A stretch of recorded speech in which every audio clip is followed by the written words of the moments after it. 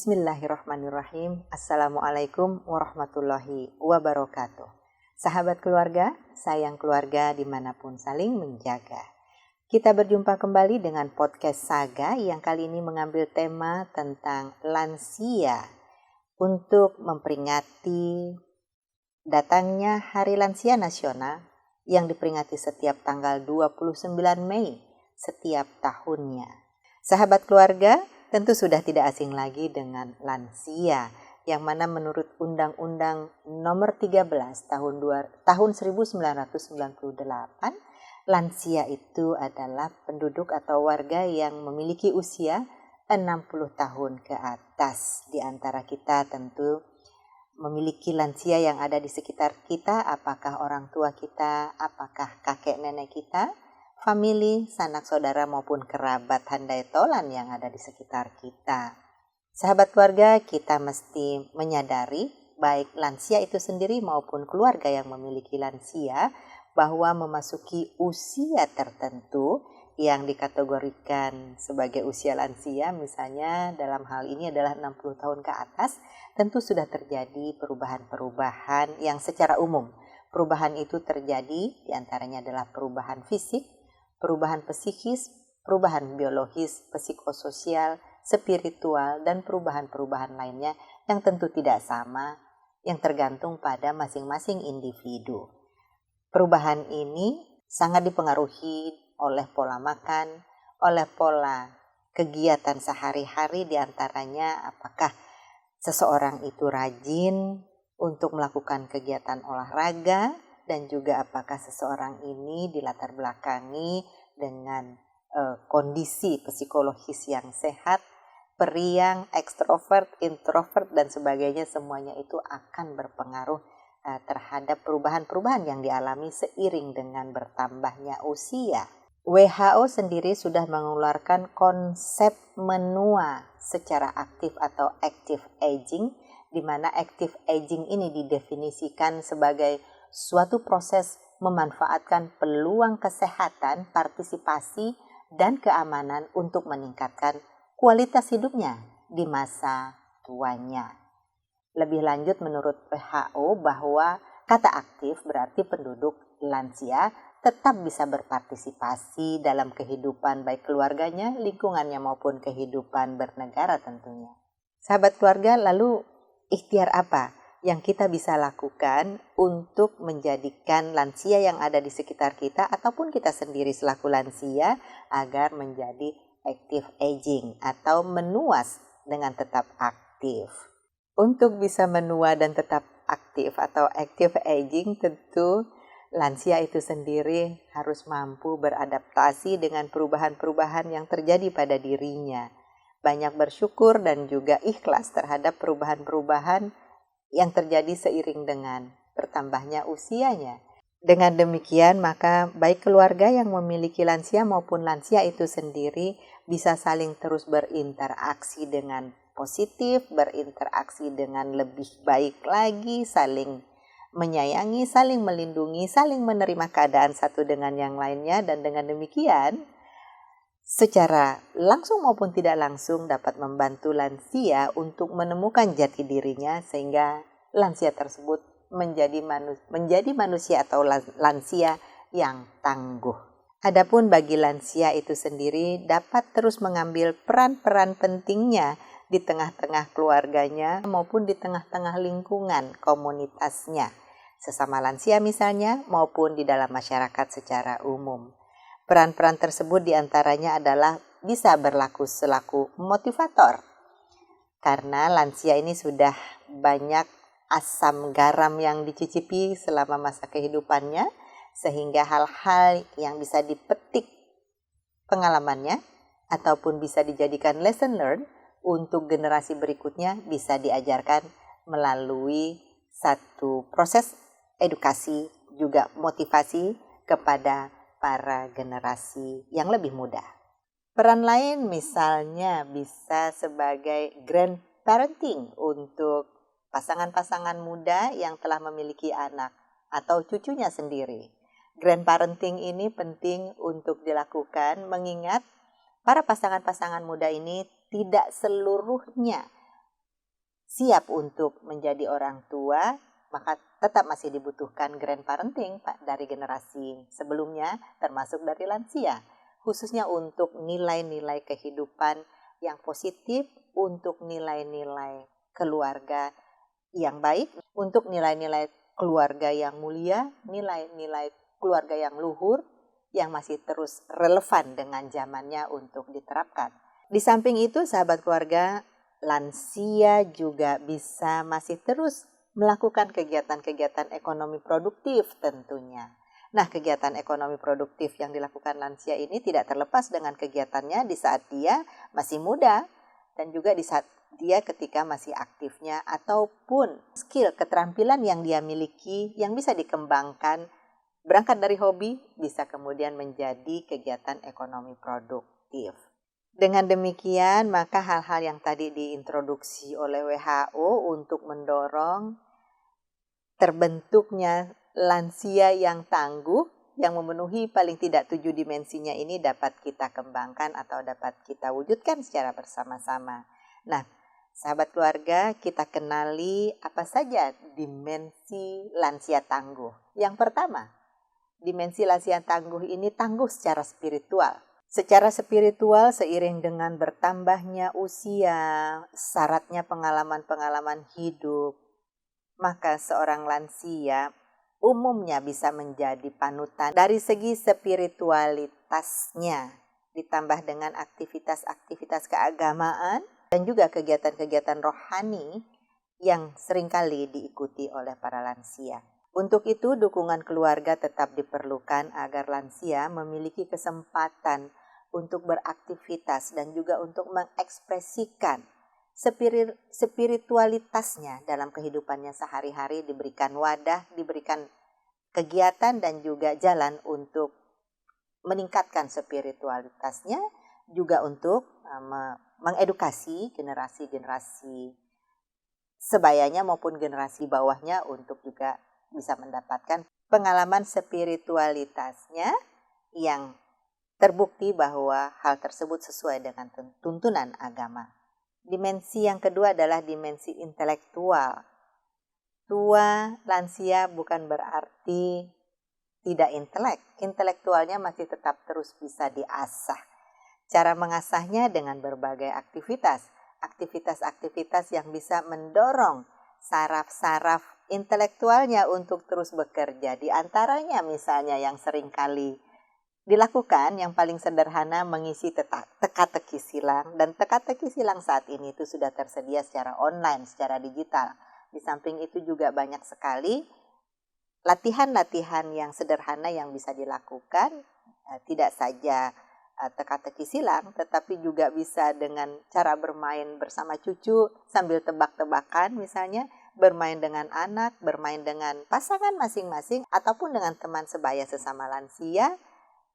Di samping happy, fun, juga tetap mengasah intelektualitasnya. Dimensi yang ketiga adalah dimensi fisik. Lansia tidak harus kemudian terbatas gerakan fisiknya, tetapi tetap harus diberi ruang untuk dapat mengekspresikan diri secara fisik, diantaranya dengan memberikan fasilitas-fasilitas yang sesuai dengan lansia, fasilitas ramah lansia. Fasilitas ramah lansia kalau di rumah misalnya, hindarkan rumah yang memiliki tangga yang tinggi-tinggi, hindarkan kemudian hal-hal yang bisa membahayakan hidup lansia itu sendiri. Di samping hindarkan tangga di rumah, perbanyak juga tempat-tempat yang bisa untuk berpegangan. Jadi lansia ini mungkin sudah butuh juga pegangan-pegangan yang itu bisa disediakan di berbagai posisi di dalam rumah. Yang keempat adalah dimensi emosional.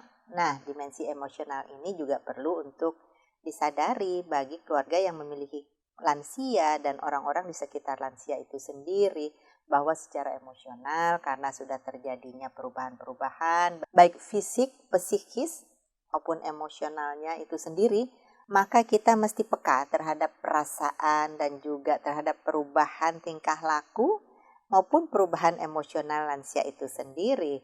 Dan bagi lansia bisa sesama teman-teman lansia saling sharing perasaannya, sharing perubahan emosionalnya agar bisa didapatkan pola yang terbaik untuk bisa mengendalikan emosionalnya itu sendiri. Dimensi sosial ke masyarakat merupakan dimensi yang kelima. Di samping berbagai pihak perlu hadir untuk melakukan pendampingan secara sosial kemasyarakatan, lansia sendiri pun bisa berperan selaku pendamping itu sendiri untuk lansia-lansia lainnya. Sedangkan dimensi yang keenam adalah dimensi profesional vokasional. Tidak sedikit lansia yang memiliki keterampilan dan skill profesional vokasional yang dapat dijadikan menjadi salah satu sumber untuk tetap eksis di tengah-tengah keluarga maupun di tengah lingkungannya, di tengah masyarakat, bahkan di negaranya. Nah, dengan kemampuan profesional vokasionalnya, lansia tetap terus dapat berkiprah baik untuk keluarga, masyarakat di sekitar maupun tentu saja sesama lansia. Karena biasanya sesama lansia itu dengan metode peer group bisa lebih mengena lebih mudah menerima hal-hal yang diedukasikan atau hal-hal yang disosialisasikan, termasuk aspek-aspek profesionalisme dan vokasional. Dan dimensi terakhir yang ketujuh adalah dimensi lingkungan, secara fisik dan secara non-fisik. Yang secara fisik, lingkungan fisik misalnya disediakan sarana prasarana agar lansia dapat beraktivitas dengan lebih mudah. Contoh anak tangga yang ramah lansia, trotoar yang ramah lansia, toilet ramah lansia, serta sarana prasarana lain-lainnya yang ramah lansia. Sedangkan lingkungan non-fisik artinya siapapun yang berada di sekitar lansia, baik itu keluarganya sendiri maupun para pendamping, hendaknya memberikan suasana yang nyaman, yang aman, yang menenteramkan dan juga dapat mengeksplor keunggulan-keunggulan lansia itu sendiri sehingga dia dapat terbantu untuk dapat mewujudkan ketangguhan dirinya agar dia tetap berguna di tengah-tengah keluarga, masyarakat, dan negara. Sahabat keluarga, pola pengelolaan lansia di negara kita masih sangat khas di mana keluarga-keluarga yang memiliki lansia masih lebih banyak yang memilih untuk tetap tinggal bersama orang tuanya yang sudah lansia. Ada juga beberapa yang sudah memilih untuk menitipkan orang tuanya yang sudah lansia di tempat-tempat kehidupan baru, misalnya di tempat-tempat senior living, ataupun barangkali ada juga yang di panti asuhan. Nah, apapun pilihan yang dipilih oleh sahabat keluarga, pastikan bahwa upayakan hal-hal yang terkait dengan fungsi-fungsi keluarga itu masih bisa dijalankan, baik lansia yang masih bertempat tinggal di dalam keluarga maupun yang sudah bertempat tinggal di lingkungan barunya. 8 fungsi keluarga yang mari tetap kita jalankan dengan berbagai cara adalah fungsi agama, dimensi spiritual, fungsi sosial budaya yang sesuai dengan dimensi sosial kemasyarakatan, fungsi cinta kasih, hal ini untuk berkaitan dengan dimensi emosionalnya lansia, fungsi perlindungan, dimensi sosial kemasyarakatan, fungsi reproduksi. Tentu ini sudah menyangkut fisik reproduksi dalam hal ini adalah grandparenting misalnya untuk lansia terhadap cucu-cucunya. Kemudian ada fungsi sosialisasi dan pendidikan terkait dengan dimensi intelektualnya, fungsi ekonomi untuk dimensi profesional vokasional, serta fungsi lingkungan. Sahabat keluarga, dengan kita menerapkan 8 fungsi keluarga di dalam keluarga kita masing-masing, kita berharap agar lansia yang ada di sekitar kita ataupun di dalam keluarga kita, baik yang masih bertempat tinggal di dalam keluarga kita maupun yang bertempat tinggal sendiri di rumah masing-masing sendiri ataupun di tempat-tempat lainnya seperti tadi ada di senior living maupun di panti-panti asuhan. Yang jelas komunikasi timbal balik antara keluarga maupun pendamping-pendamping lansia ini dapat tetap terus dijalankan sehingga lansia-lansia memiliki peluang dan memiliki ranah untuk mengembangkan diri menjadi lansia yang tangguh. Berikan empati sebesar-besarnya kepada lansia dan juga jangan pernah mencelakakan dengan membiarkan lansia beraktivitas pada sarana prasarana yang tidak ramah lansia. Berikan otonomi yang memadai agar lansia memiliki waktu sendiri, memiliki peluang juga untuk memutuskan sendiri hal-hal yang ingin dilakukan untuk kebaikan lansia dan keluarganya serta lingkungannya. Kedepankan aspek keadilan dan juga kesungguhan hati di dalam kita mengelola lansia dimanapun kita berada. Sahabat keluarga, Hari Lansia diperingati setiap tanggal 29 Mei setiap tahunnya. Undang-Undang Kesejahteraan Lansia pun sudah lama ditetapkan, yakni sejak tahun 1998. Dan sampai dengan hari ini, yuk kita terus tingkatkan pelayanan-pelayanan terhadap lansia dan juga pengelolaan terhadap lansia di lingkungan kita masing-masing, tentu saja utamanya untuk para orang tua kita, sahabat, kerabat, dan juga sanak saudara kita, serta masyarakat pada umumnya. Dengan kita mengelola lansia agar menjadi tetap sehat, tetap produktif, tetap aktif menjadi active aging, maka kita pun dapat menjadikan proses pembangunan menjadi lebih baik lagi dan lingkungan kita akan menjadi tetap kuat, juga tetap semangat. Sahabat keluarga, di antara kita tentu masih banyak yang memiliki lansia di sekitar kita. Apalagi kalau itu orang tua. Maka di Hari Lansia Nasional ini, yuk kita introspeksi apa-apa saja yang sudah kita lakukan untuk orang tua kita yang sudah lansia, untuk tetangga kiri kanan kita yang sudah lansia, untuk kerabat sahabat kita yang juga sudah lansia, atau diri kita sendiri pun sudah lansia. Kita berintrospeksi, kita merenung dan juga melangkah pasti untuk melakukan hal-hal terbaik untuk lansia dimanapun berada. Selamat Hari Lansia Nasional tanggal 29 Mei. Semoga para lansia dimanapun berada tetap sehat, tetap sejahtera, kuat, active aging, dan dapat terus menginspirasi, memotivasi, dan juga terus dapat meningkatkan semangat generasi-generasi sesudahnya dan juga generasi sesama lansia. Sahabat keluarga, lansia sehat, Indonesia kuat. Nah, sampai di sini dulu pertemuan kita untuk podcast saga kita kali ini.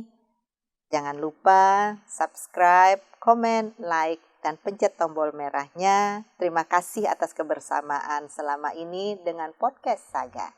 Sampai jumpa. Assalamualaikum.